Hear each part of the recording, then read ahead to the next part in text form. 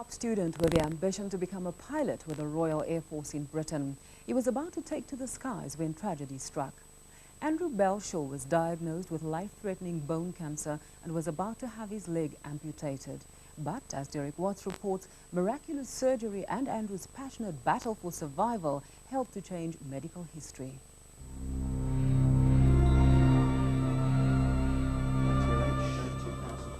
This is the air traffic control tower at the Royal Air Force Base outside Cambridge in England. Andrew Belshaw is the senior air traffic controller of this busy Air Force base. Andrew enjoys his work, but his real love is not directing planes, but flying them. If it wasn't for sheer determination and his obsession with aeroplanes, this would be as close as he could get. Becoming a pilot is a childhood fantasy for many little boys, and Andrew Belshaw was no different. Dad used to make model aeroplanes and pin them to the ceiling. I used to pretend I was flying one of them. Andrew grew up in Zambia, but went to school in England. According to his mother Sheila, he can't help his obsession with aeroplanes. It's in his blood. His father used to take him to air shows, and he used to sit there wide-eyed, looking at and dreaming of flying one day. That passion to fly remained throughout his teenage years, and it seemed that Andrew's dreams were going to become a reality when at the age of 18 he won a Royal Air Force scholarship. And this was very prestigious, and everybody was very excited about it. Sky was the limit. I was on my way to joining the Air Force. I was going to do something that I'd always wanted to do. The celebrations were short-lived. What Andrew initially thought was a hockey injury turned out to be osteocarcinoma, a fast-growing cancer in the bone of his left leg. I was as scared as hell. It was something that people never spoke about back in '84. And I didn't know what they were going to do to me. The shocked 18-year-old soon found out. To save his life, the doctors would need to amputate his leg. This would still only give him a 15% chance of survival.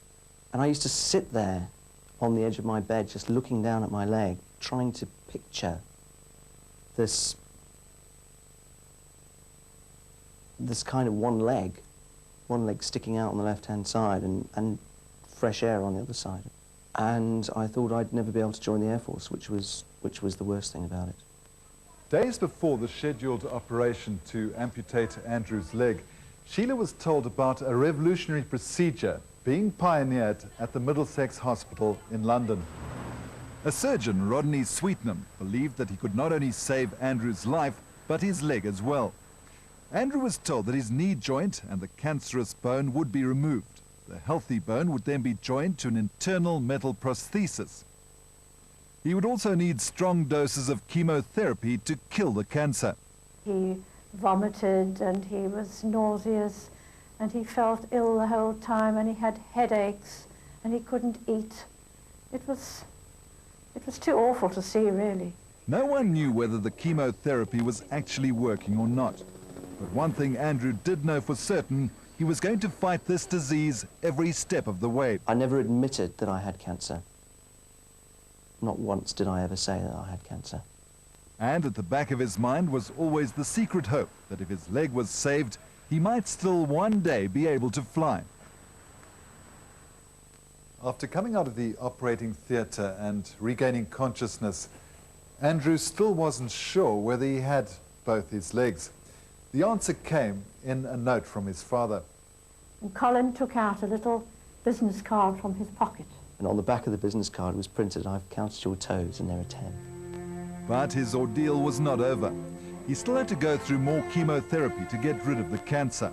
And he would spend the next year learning how to walk again. It was like having a big thorn or a big splinter in your leg and wanting to take it out because it was really uncomfortable.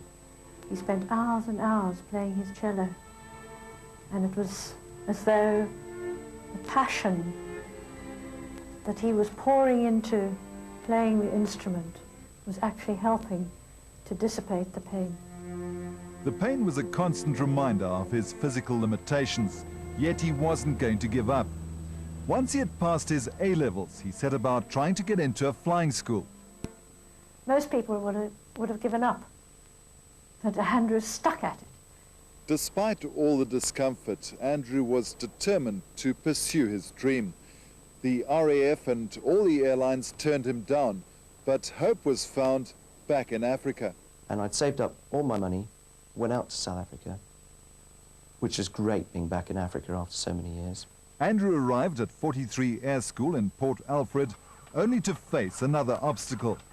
His leg was too weak to move the rudder pedals, and he was unable to fly the plane. And he was nearly in tears. I mean, this was, you know, he was so close to getting his dream fulfilled, and now this terrible problem. After days of practice, he found a way of pushing the rudder pedals by using the muscles of his hip and upper body. He went solo for the first time. Yep.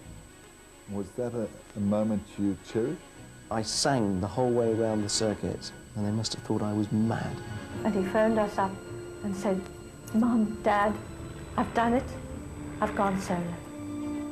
Well, I was in tears. Andrew's courage and perseverance won him an award from his instructors. He got a certificate from 43 Air School, which proclaimed that Andrew was the pilot who had displayed the highest degree of airmanship on the whole of his course. The tears of joy soon turned to tears of pain.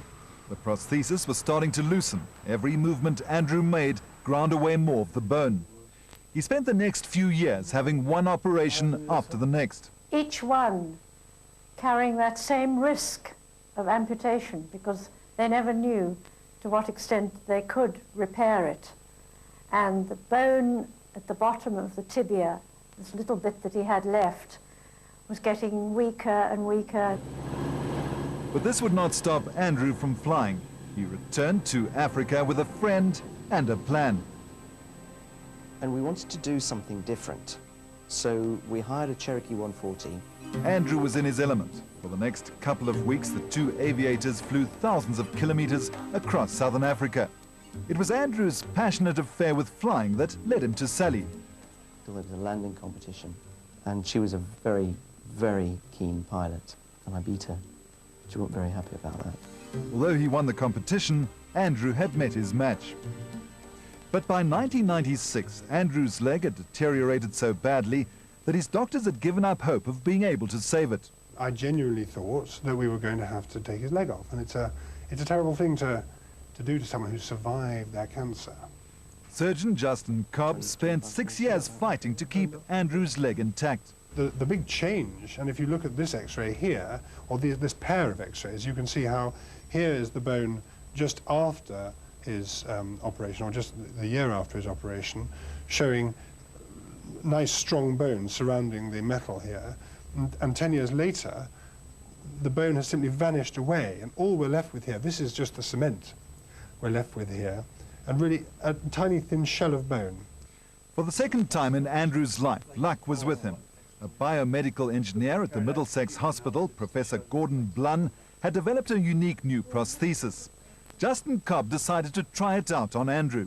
The biggest difference was the fact that instead of the spike of the prosthesis fitting into the bone, the remains of the tibia, the end of the new prosthesis fitted over the remains of the tibia.